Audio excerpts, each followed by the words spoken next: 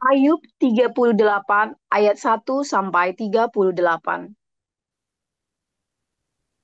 Maka dari dalam badai Tuhan menjawab Ayub, siapakah dia yang menggelapkan keputusan dengan perkataan-perkataan yang tidak berpengetahuan? Bersiaplah engkau sebagai laki-laki.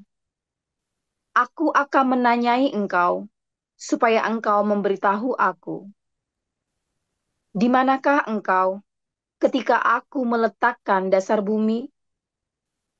Ceritakanlah kalau engkau mempunyai pengertian. Siapakah yang telah menetapkan ukurannya? Bukankah engkau mengetahuinya? Atau siapakah yang telah merentangkan tali pengukur padanya? Atau apakah sendi-sendinya dilantak? Dan siapakah yang memasang batu penjurunya pada waktu bintang-bintang fajar bersorak-sorak bersama-sama dan semua anak Allah bersorak-sorai? Siapa telah membendung laut dengan pintu ketika membual keluar dari dalam rahim? Ketika aku membuat awan menjadi pakaiannya dan kekelaman menjadi kain bendungnya, ketika aku menetapkan batasnya dan memasang palang dan pintu, ketika aku berfirman, sampai di sini boleh engkau datang, jangan lewat. Disinilah gelombang-gelombangmu yang congkak akan dihentikan. Pernahkah dalam hidupmu engkau menyuruh datang dini hari, atau fajar kau tunjukkan tempatnya, untuk memegang ujung-ujung bumi, sehingga orang-orang fasik dikebaskan daripadanya? Bumi itu berubah seperti tanah liat yang dimeteraikan. Segala sesuatu berwarna seperti kain. Orang-orang fasik dirampas terangnya, dan dipatahkan lengan yang diacungkan. Engkaukah yang turun sampai ke sumber laut, atau berjalan-jalan melalui dasar samudera raya? Apakah pintu gerbang maut tersingkap bagimu? Atau pernahkah engkau melihat pintu gerbang kelam pekat? Apakah engkau mengerti luasnya bumi? Nyatakanlah kalau engkau tahu semuanya itu. Di manakah jalan ke tempat kediaman terang? Dan di manakah tempat tinggal kegelapan? Sehingga engkau dapat mengantarnya ke daerahnya dan mengetahui jalan-jalan ke rumahnya? Tentu engkau mengenalnya, karena ketika itu engkau telah lahir, dan jumlah hari-harimu telah banyak. Apakah engkau telah masuk sampai ke pembendaharaan salju, atau melihat perbendaharaan hujan batu yang kusimpan untuk masa kesesakan, untuk waktu pertempuran dan peperangan? Di manakah jalan ke tempat terang berpecar, ke tempat angin timur bertebar ke atas bumi? Siapakah yang menggali saluran bagi hujan deras dan jalan bagi kilat guru, untuk memberi hujan ke atas tanah di mana tidak ada orang, ke atas padang tandus yang tidak didiami manusia, untuk mengenyangkan gurun dan belantara dan menumbuhkan pucuk-pucuk rumput muda? Apakah hujan itu berayah? Atau siapakah yang menyebabkan lahirnya titik air embun? Dari dalam kandungan siapakah keluar air beku dan embun beku di langit? Siapakah yang melahirkannya? Air membeku seperti batu, dan permukaan samudra raya mengeras. Dapatkah engkau memberkas ikatan bintang Kartika dan membuka belenggu bintang belantai? Dapatkah engkau menerbitkan Mintakul Buruj pada waktunya dan memimpin bintang biduk dengan pengiring-pengiringnya? Apakah engkau mengetahui hukum-hukum bagi langit atau menetapkan pemerintahannya di atas bumi? Dapatkah engkau menyaringkan suaramu sampai ke awan-awan sehingga banjir meliputi engkau? Dapatkah engkau melepaskan kilat sehingga sabung menyambung sambil berkata kepadamu, ya, siapa menaruh hikmat dalam awan-awan? Atau siapa memberikan pengertian kepada gumpalan mendung? Siapa dapat menghitung awan dengan hikmat? Dan siapa dapat mencurahkan tempayan-tempayan langit? Ketika debu membeku menjadi logam tuangan dan gumpalan tanah berlekat-lekatan?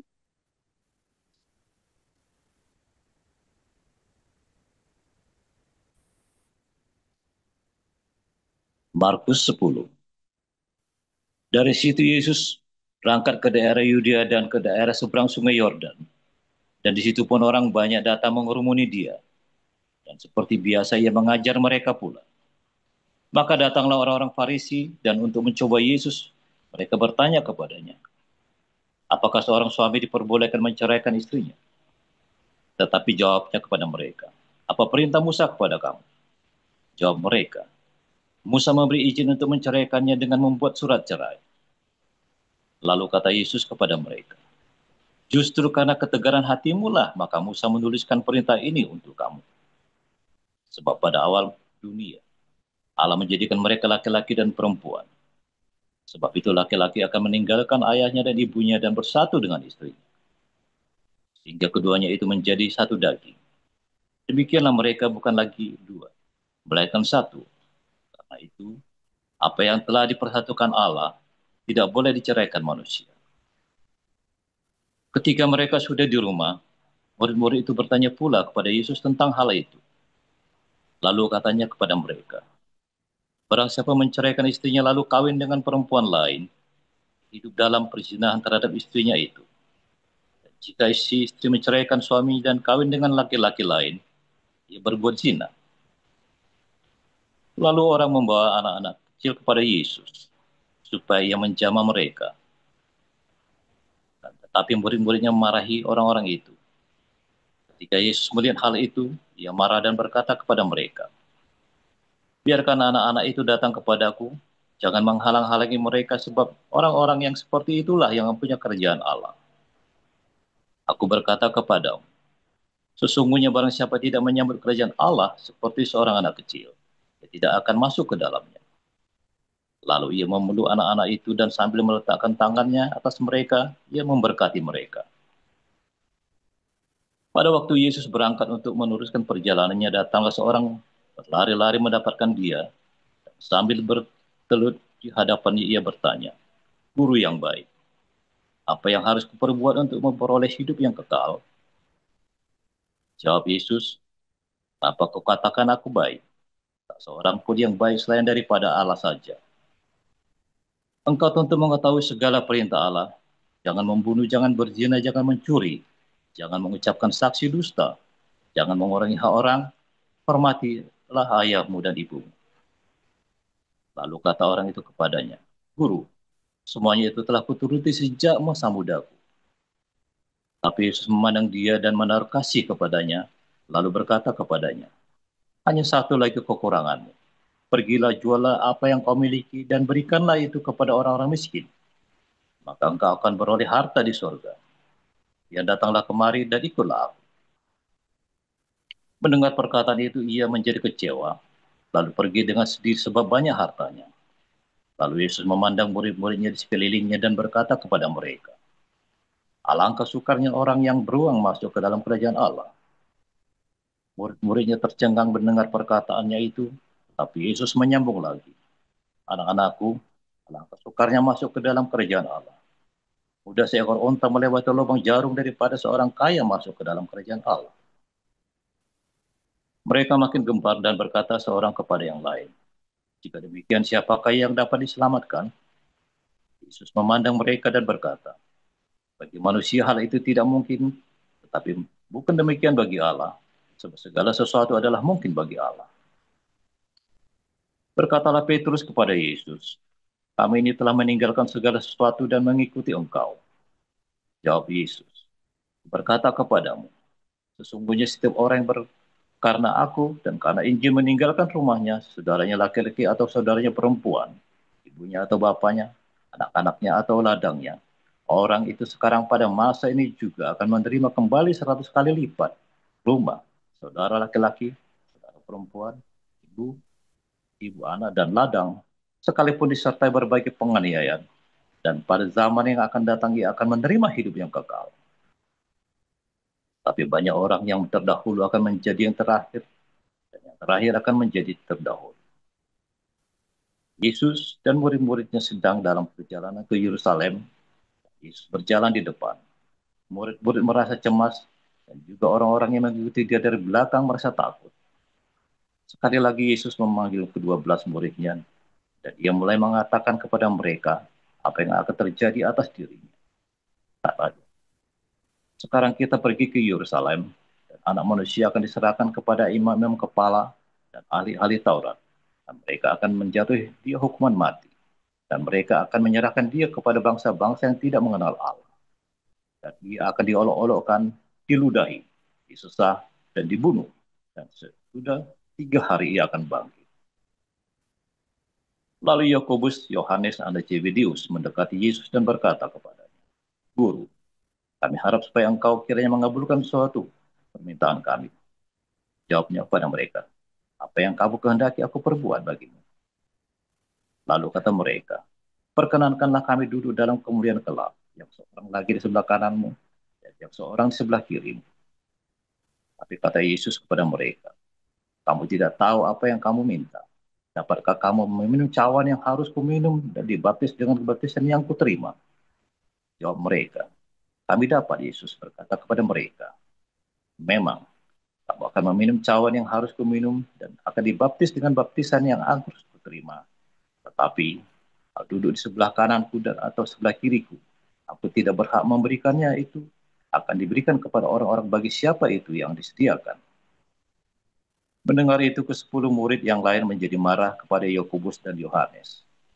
Tetapi Yesus memanggil mereka lalu berkata, "Kamu tahu bahwa mereka yang disebut pemerintah bangsa-bangsa memerintah rakyatnya dengan tangan besi, dan pembesar-pembesarnya menjalankan kuasanya dengan keras atas mereka. Tidaklah demikian di antara kamu. Siapa ingin menjadi besar di antara kamu, hendaklah ia menjadi pelayan. Dan barang siapa ingin menjadi yang termuka di antara kamu, hendaklah ia menjadi hamba untuk semuanya. Karena anak manusia juga datang bukan untuk dilayani, melainkan untuk melayani dan untuk memberikan nyawanya menjadi tebusan bagi banyak orang." Lalu tibalah Yesus dan murid-muridnya di Yeriko. Dan ketika Yesus keluar dari Yeriko, sama-sama dengan murid-muridnya dan orang banyak yang berbondong-bondong, ada seorang pengemis yang buta, Bartimius, anak Timius, duduk di pinggir jalan. Ketika didengarnya bahwa itu adalah Yesus orang Nazaret, mulai berseru, "Yesus anak Daud, kasihanilah aku." Banyak orang menegurnya supaya diam, namun semakin keras dia berseru, "Anak Daud, kasihanilah aku." Lalu Yesus berhenti dan berkata, "Panggillah dia." Mereka memanggil orang buta itu dan berkata kepadanya, "Kuatkan hatimu, berdirilah, memanggil engkau." Lalu ia menanggalkan jubahnya, ia segera berdiri dan pergi mendapatkan Yesus. Tanya Yesus kepadanya, "Apa yang kau kehendaki supaya aku perbuat bagimu?" Jawab orang itu, "Prabu, supaya aku dapat melihat." Lalu kata Yesus kepadanya, "Pergilah, imanmu telah menyelamatkan engkau." Saat itu juga melihatlah ia, lalu ia mengikuti Yesus dalam perjalanannya. Demikian firman Tuhan. Haleluya, firman Tuhan selalu baru. Jika kita menantikan Tuhan dengan penuh cinta, dengan penuh pengharapan, dan tekun, endure ya, tahan lama. Kalau nantinya cuma sebentar menantikannya, namanya bukan endure, namanya bukan tekun. Ya namanya ya iseng. Orang menanti itu benar-benar tahan lama ya.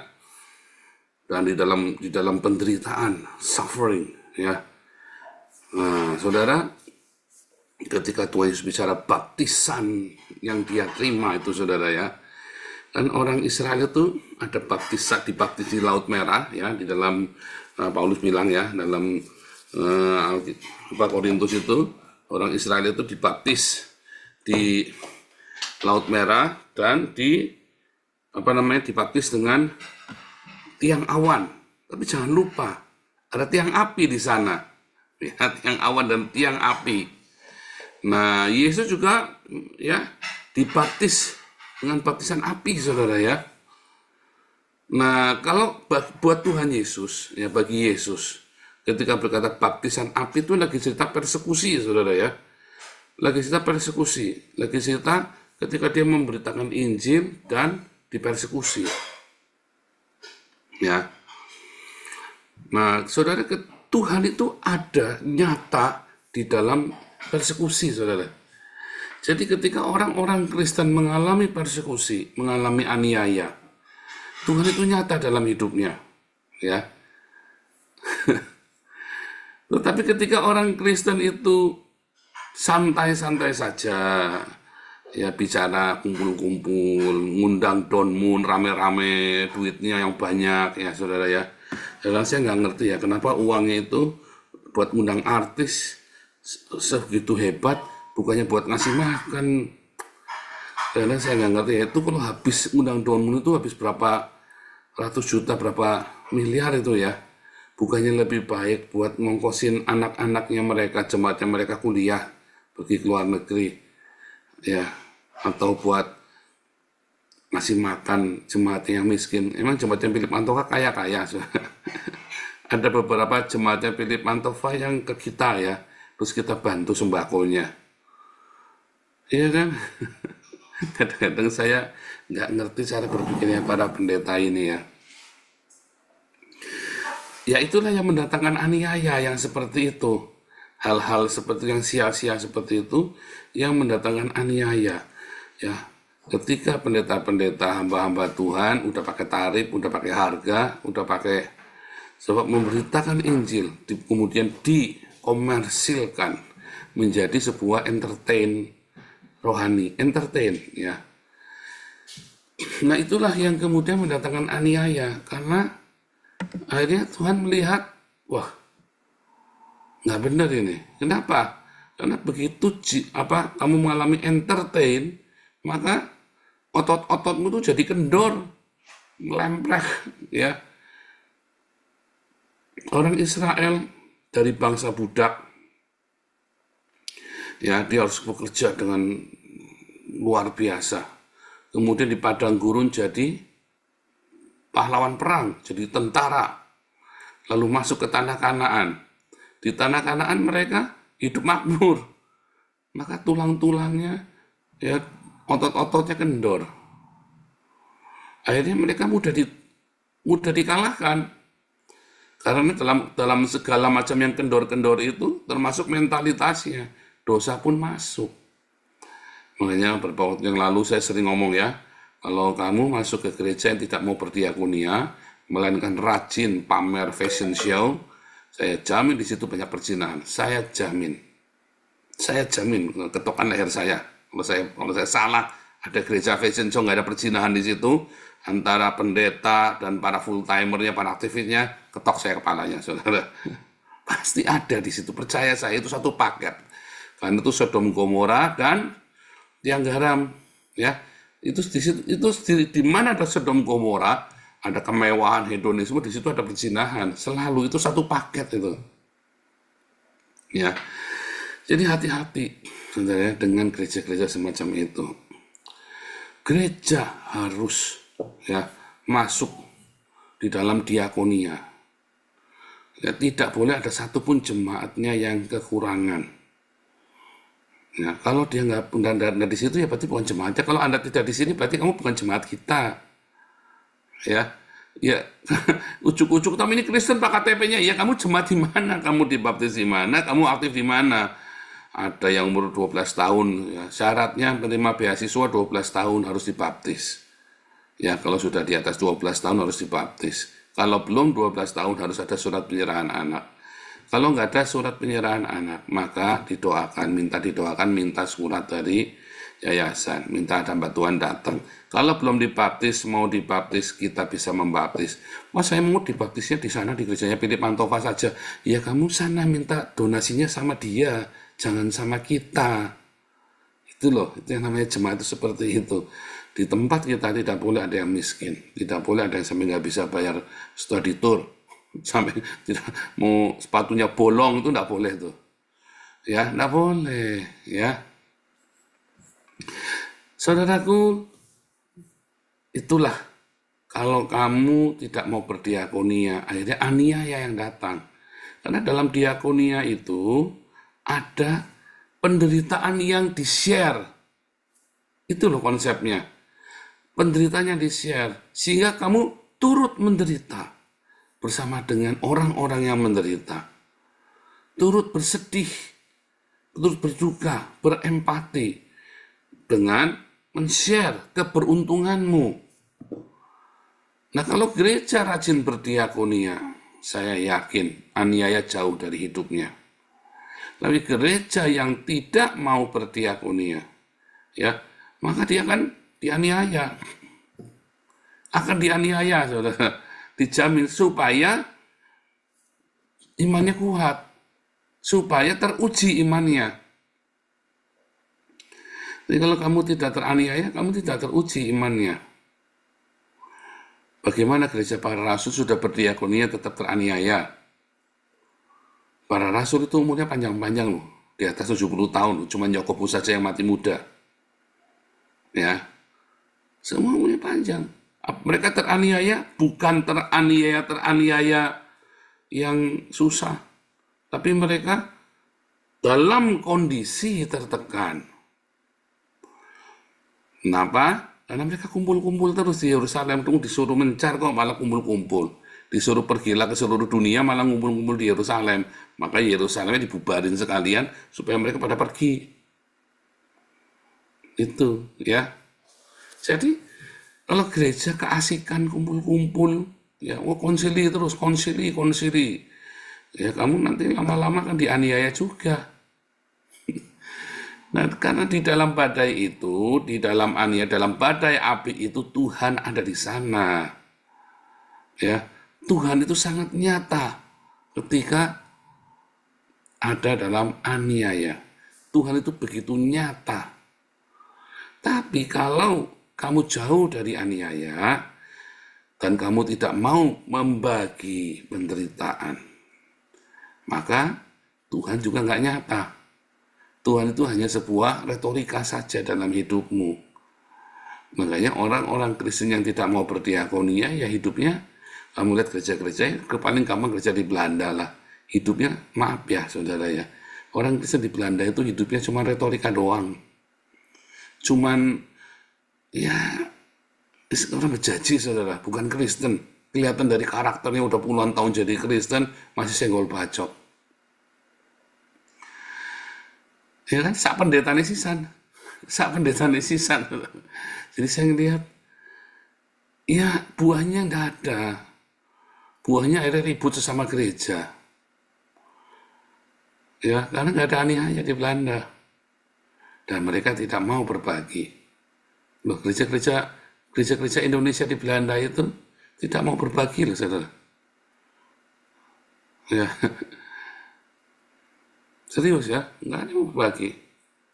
Yang berbagi itu hanya gereja, hanya komunitas kita. Makanya orang pada nggak suka sama kita. Ya kan? Karena kita nyonton yang benar dan mereka nggak mau jadi benar.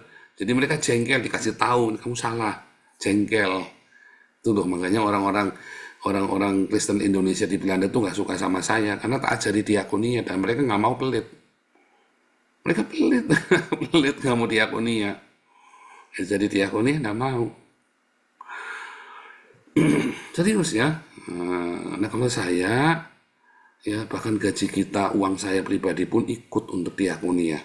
Ya, kita kasih makan. Ya.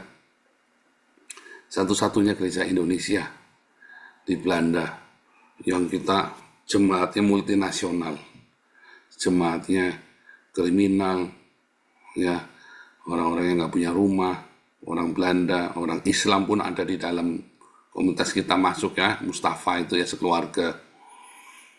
Ya, kalau kita datang hari Rabu itu di Sentral Stasiun disambut mereka meriah sekali, wah senang sekali mereka langsung rumuni ya, suka sama kita. Ya, itu harus kita lakukan. Saya maunya tiap hari, tapi duitnya kurang. Ya, kalau Tuhan kasihnya lebih, saya pasti akan tiap hari. Doakan aja ya. Itulah yang harus dilakukan oleh gereja. Bukan untuk kita banggakan, tapi itulah yang harus dilakukan oleh gereja. Kalau kamu udah begitu, kamu udah bukan gereja. Kamu cuman kumpul-kumpul doang. Ya, kamu cuman gereja. Kamu bukan gereja. Kamu tuh paguyuban, bukan gereja. Gereja itu ya memberi makan. Dari zamannya Perjanjian Lama, dari zaman Musa sampai dengan zamannya Wahyu, gereja itu memberi makan. Ya. Kalau kamu ada lihat gereja tidak memberi makan, itu bukan gereja. Ya, percaya saya. Ya, dan biasanya gereja tidak memberi makan di dalamnya isinya Cina. Isinya Cina, mau gerejanya cuma 50 Pak jemaatnya. Iya, isinya Cina, percaya saya. Bagus tidak ada roh Isabel di dalamnya. Ya, roh Isabel ya. Selalu begitu. Makanya akhirnya datanglah aniaya. Mengapa Bizantin itu bisa rontok, jatuh ke tangan Islam? Karena biskupnya korup. Biskop gereja ortodoks ya, ortodoks Yunani itu ya, korup. Bahkan banyak yang ngeri sekali ya. Kalau kamu tidak bayar perpuluhan, bayar pajak gereja, kamu dipenjara, saudara. Di dalam penjara kamu dianiaya, disiksa. Lalu istrinya suruh bayar pajak gereja sampai lunas. Lah, orang mereka, jemaat, rakyat yang lihat, aku bayar 10%, gerejanya bergemerlapan dalamnya emas berlian. Aku kere. Begitu orang Islam datang, mata-mata kan menyusup kan, dia bisik-bisik, ini 2,5%, 2,5%, kamu dukung saya, 2,5% saja nanti pajaknya. Ya mereka mau daripada bayar 10%, dengan bayar 2,5% sama orang Islam. Ya kan? Nggak taunya mereka dicengkram lebih gila lagi. Iya, enggak apa-apa, yang penting bayarnya cuma 2,5%. Daripada bayar 10%, ya kan? Nah, kalau di Hagios, malah kita ngasih ya, mereka datang malah makan. Kita nggak minta uang, kita nggak bisikin, kamu belum bayar perpuluhan ya. Kalau di gereja-gereja kan dibisiki, saudara kamu datang, kamu belum bayar perpuluhan ya. Dicatat saudara nama-namamu yang bayar perpuluhan itu. Nah itu ya, saudara hati-hati, gereja Indonesia itu. Kenapa aniaya itu baik? Ya supaya kamu merasakan Tuhan. Dalam aniaya itu kamu bukan cuma merasakan saja, bahkan kamu melihat Tuhan. Di dalam aniaya, di dalam penderitaan itu kamu melihat Tuhan. Nah, di dalam badai itu Tuhan bicara. Iya kan? Badai tiang awan, badai padang gurunmu, maupun badai aniaya. Jadi kalau nanti Indonesia nanti mengalami aniaya, ya kamu tenang saja. Kalau kamu rajin berdiakonia, maka Tuhan akan lindungi. Tetapi sekelilingmu akan dianiaya. Nggak apa-apa. Kamu akan melihat dan sangat dekat dengan aniaya. Tapi Tuhan akan lindungi kamu. Tapi jangan takut. Karena Tuhan akan bicara dalam aniaya itu. Tuhan akan bicara dengan jelas sekali di dalam aniaya itu. Ya, jadi kalau Indonesia nanti memasuki masa-masa aniaya, kamu jangan takut. Selama kamu rajin berdiakonia, selama kamu rajin berbagi dengan sesama, kamu jangan takut. Ya, karena aniaya itu justru akan mendatangkan kebaikan. Nah, paling penting fokus dengan urusanmu dengan Tuhan. Jangan ngurusin ibadahnya orang lain. Jangan ngurusin ya, kamu doktrinnya orang lain. Urusi dirimu supaya kamu benar sama Tuhan. Kamu ndak usah sombong, ndak usah pamer, kamu ndak usah bangga kalau kamu sudah berdiakonia. Tadi saya bilang, bukan untuk kita banggakan. Karena memang itu harus kita lakukan. Kalau kamu ndak lakukan, silakan kamu. Karena itu adalah tanda kamu punya iman dengan berdiakonia. Dan dengan kamu peduli dengan sesama. Melakukan. Dan kalau ada aniaya, kamu jangan takut. Karena disitulah Tuhan bicara dengan jelas. Jangan takut ya. Masa-masa ini, masa-masa yang mencekam tiap hari ya.